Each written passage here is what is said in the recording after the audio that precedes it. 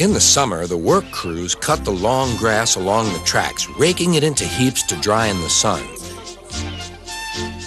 At this time of year, Percy stops where they have been cutting. The men load up his empty wagons and he pulls them to the station.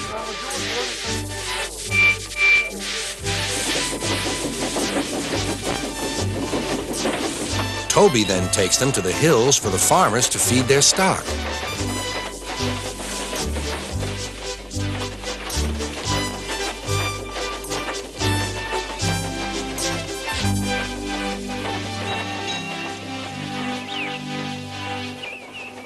Whee!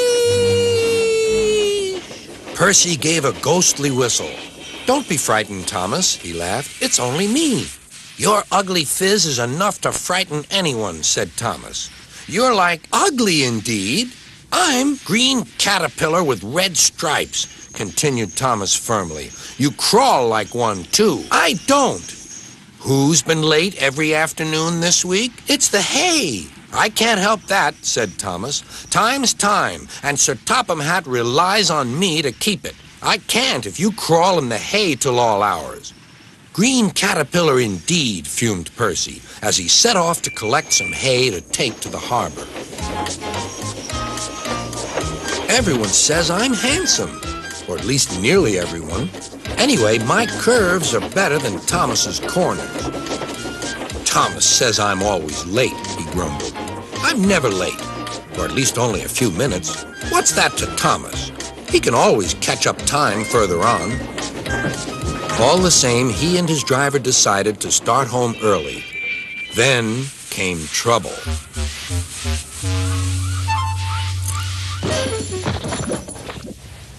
A crate of treacle was upset all over Percy. Percy was cross. He was still sticky when he puffed away. The wind was blowing fiercely. "Look at that!" exclaimed the driver. The wind caught the piled hay, tossing it up and over the track. The line climbed here. "Take a run at it, Percy," his driver advised. Percy gathered speed, but the hay made the rails slippery, and his wheels wouldn't grip. Time after time, he stalled with spinning wheels and had to wait till the line ahead was cleared before he could start again.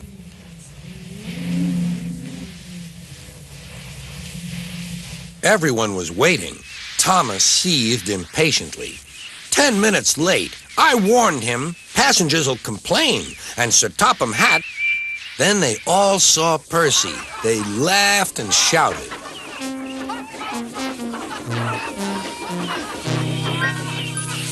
"Sorry I'm late," Percy panted.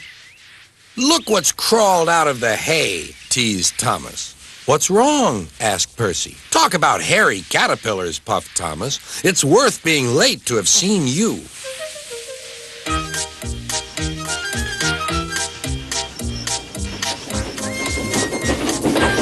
When Percy got home, his driver showed him what he looked like in a mirror. "Bust my buffers! No wonder they all laughed. I'm just like a woolly bear. Please clean me before Toby comes." But it was no good. Thomas told Toby all about it.